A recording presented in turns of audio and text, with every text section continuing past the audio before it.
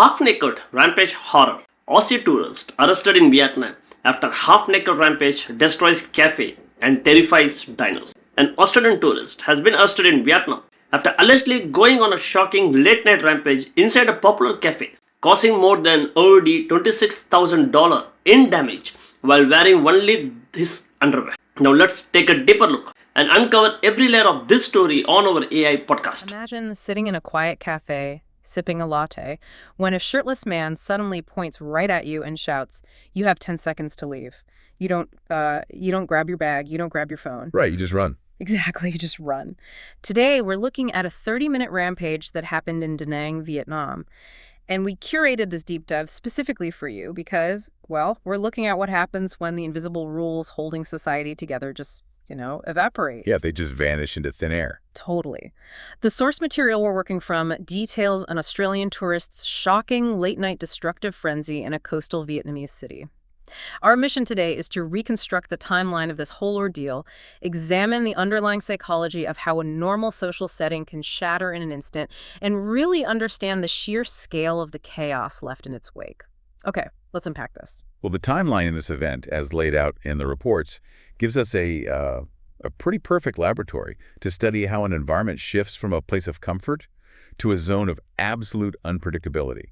I mean, we take the social contract entirely for granted. Oh, 100%. Until the exact moment we're forced to watch it break in real time. Right. So the breach starts subtly. It's Saturday, just after midnight, 12:10 a.m. at Café on La Hong Fong Street in Da Nang. It's this busy, late-night coastal cafe vibe. People are relaxed, chatting. Just a normal weekend night. Exactly. And the reports state this Australian tourist enters and sits down at a table.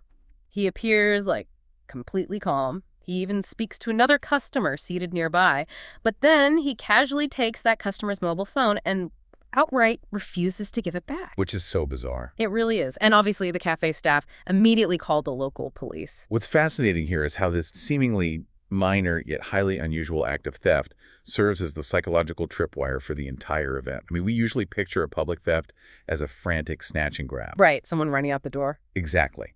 But when someone simply takes an item and just sits there, it completely short-circuits the brain's threat assessment. It's like sitting in a quiet library, totally engrossed in a novel, and someone calmly walks up, takes the book right out of your hands, and just stands there staring at you. That's a great analogy. You don't immediately jump to fight or flight. You jump to utter confusion. Yeah, we call that getting stuck in the orient phase of the ODA loop. Mm-hmm. That's observe, orient, decide, act.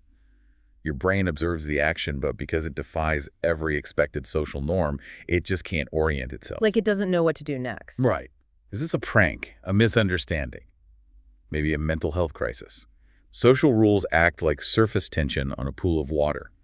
It feels incredibly solid until a single disruptive drop breaks the surface. And suddenly the stability of the entire environment is compromised. Yes. It shifts the atmosphere from relaxed to highly unpredictable in a matter of seconds. And that tense standoff over a phone didn't last long, which is wild. It directly sparked the terrifying escalation that forced customers to flee. It was just the primer. Right, so that tension, that hanging confusion is what makes the next moment so terrifying. The brain is desperately trying to categorize the threat, and then the man just shatters the surface tension completely. What exactly did he do? He suddenly stands up and shouts, "You have 10 seconds to leave." The situation doesn't just escalate, it literally explodes. Panicked diners rush toward the exits. The physical reality of the cafe changes in seconds. Wow, 10 seconds. That's a direct threat. Yeah, and the rampage begins right then. He removes his shirt, grabs chairs, and violently sweeps items off the counter. We're talking ceramic cups, jars, decorations, and a highly expensive commercial coffee machine, all just smashed onto the floor. Sweeping a counter is like a primal display of overwhelming dominance. And he doesn't stop there. Then he starts hurling furniture through the cafe's glass windows, completely shattering them. Escalating to hurling furniture through glass windows fundamentally alters the physical space. The sanctuary of the cafe has been dismantled and replaced by a literal hazard zone. It's a war zone. Right. And the psychological impact of that 10 seconds command is profound. It forces everyone's brain out of that paralyzed orient phase we talked about and violently pushes them into flight. And in that flight response, they had to leave everything behind. I mean, one detail in the reports really stuck with me. What was it? The man pulls a MacBook laptop out of a fleeing customer's bag, literally snaps it in half with his bare hands, and throws the broken device out of a shattered window. Oh, wow. Right. Snapping a closed laptop requires a terrifying amount of physical force. It requires immense adrenaline. I mean, just pure brute strength. But let's look at the psychology behind why destroying that laptop feels so visceral to the patrons. Yeah, because it feels worse than just breaking a chair. Exactly. In cognitive science, there's a concept called the extended mind thesis. It argues that our cognitive processes don't just live in our brains, they extend into our tools. Wait, really? Like, we actually map them as part of us. Yeah, exactly. A smartphone or a laptop isn't just a piece of metal and glass. It holds our memories, our work, our ability to communicate, our whole digital identity. So when he snaps the laptop, he isn't just damaging property. He's actively destroying a piece of that person's extended self. Precisely. The brain processes the violent destruction of those personal devices almost identically to a physical assault. Yeah. He's severing their connection to the outside world and completely destroying their immediate sense of safety. Which is terrifying. And, I want to look closely at the motivation here because we usually frame these types of rampages as mindless outbursts of anger, just a guy seeing red. Right, a blind rage. But we have these weird details. The reports point out the specific phrases the man was shouting while he was breaking things. Okay. He yelled, "I know what you're doing." He yelled, "Anyone in this hotel, leave." And he shouted, "I'm danger." Wow. Yeah, we usually think of these rampages as mindless, but doesn't the specificity of these phrases, especially mentioning a hotel and a cafe, suggest a very specific, albeit distorted, narrative playing out in his reality? Oh, absolutely. The phrasing points directly to profound disorientation and paranoia. Like, I know what you're doing is a classic indicator that he believes he's uncovering a plot. Or reacting to a threat that only he sees. Yes, exactly. A perceived immediate threat from the bystanders. The reality he is experiencing is completely fractured from the actual physical environment. And calling the cafe a hotel means his spatial mapping is entirely broken. Exactly. He isn't just misbehaving in a cafe. His brain genuinely believes he is somewhere else, dealing with a completely different set of stakes. And announcing, "I'm danger." That is an explicit verbalization of his new reality. You cannot de-escalate or reason with someone whose fundamental perception of space and threat is this warped. And that failure in spatial mapping directly precedes the physical invasion of the next space. Because as the ground floor became this absolute zone of flying glass and smashed electronics, the remaining terrified patrons, the ones who couldn't make it out the front doors, were forced to seek higher ground. Which shifts the rampage from property damage to direct physical violence. Exactly. A group of customers fled to the second floor to hide. You can imagine the panic, running up those stairs, trying to find a room anywhere to put a barrier between yourself and this destruction. Just utter desperation. But the terror follows them. Disturbing footage allegedly shows the Australian tourist tracking them down and literally kicking down the door to reach them. The violation of that secondary barrier is just devastating.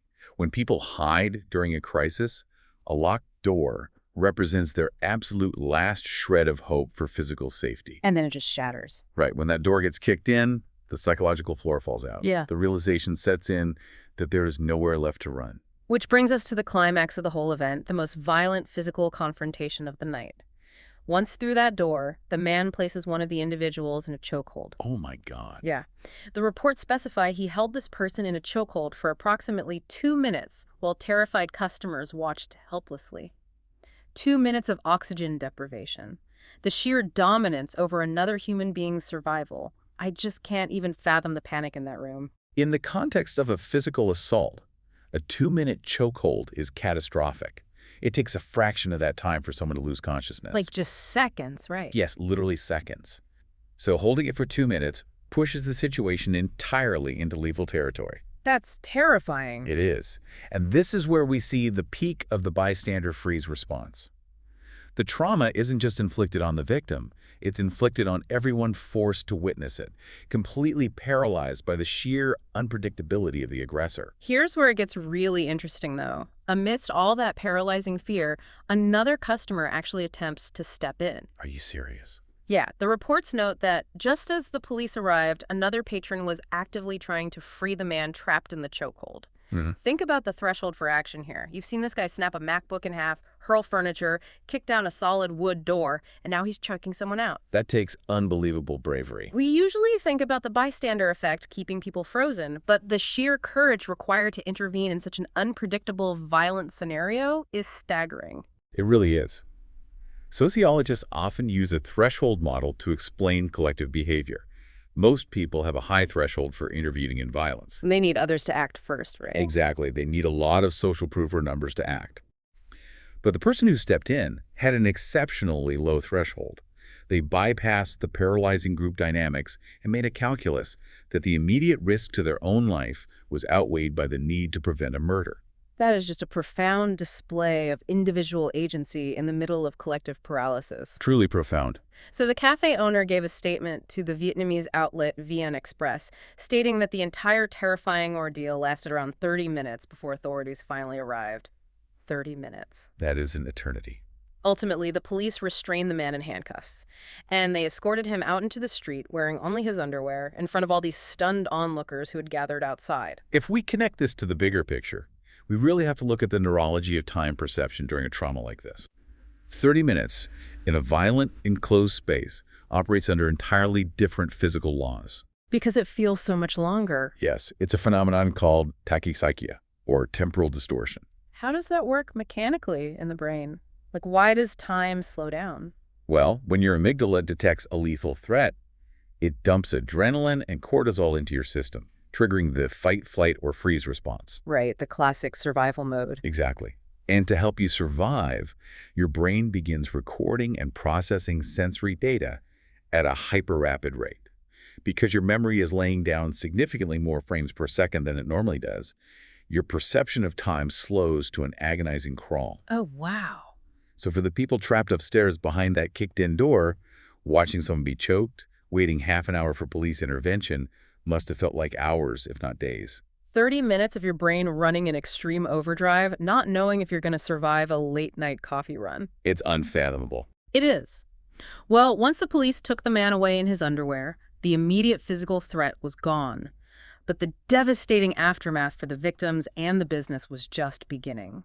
The prolonged physical paralysis those bystanders felt upstairs directly mirrored the prolonged operational paralysis the cafe was about to face. The cleanup alone would be a nightmare. It was.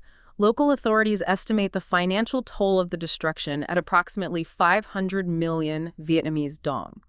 Based on the sources, that translates to about 26,400 Australian dollars. That is staggering. For an independent local business, absorbing over $26,000 in damages from a 30-minute event is economically ruinous. Yeah, that figure covers structural damage, the commercial espresso machine, custom furniture, and the shattered glass, but it doesn't account for the unseen costs. It's like the collateral damage. Exactly.